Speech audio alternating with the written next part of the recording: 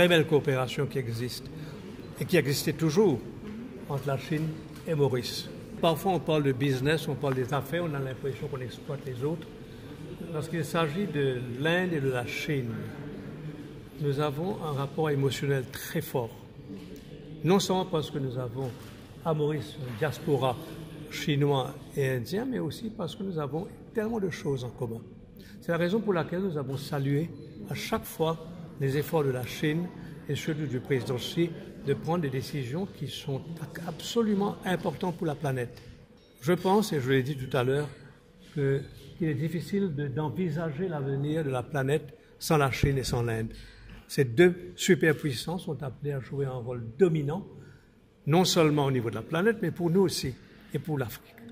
Donc le sujet d'aujourd'hui a été comment est-ce que l'île Maurice pourrait jouer son rôle dans cette vaste opération entre les grandes puissances qui veulent être présents sur un continent que personne ne peut actuellement ignorer ou contourner.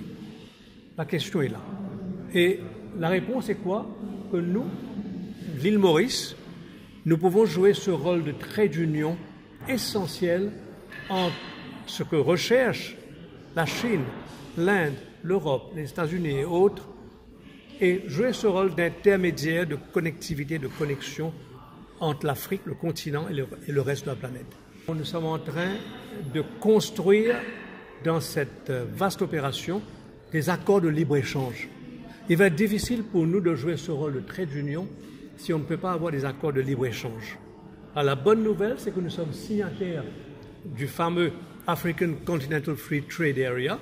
C'est le projet de faire du continent africain un Free Trade Area.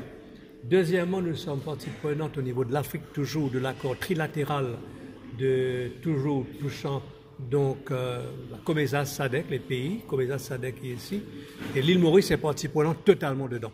Donc, sur le plan africain, nous avons deux gros accords de libre-échange, le continent et puis aussi notre région. Et deuxièmement, vous serez content de savoir que nous sommes en train de compléter deux gros accords de libre-échange. Le premier avec la Chine. Au fait, l'accord de libre-échange Chine-Maurice est le premier accord de ce genre que la Chine signe avec le continent africain. Et nous espérons pouvoir jouer évidemment notre rôle à fond dessus.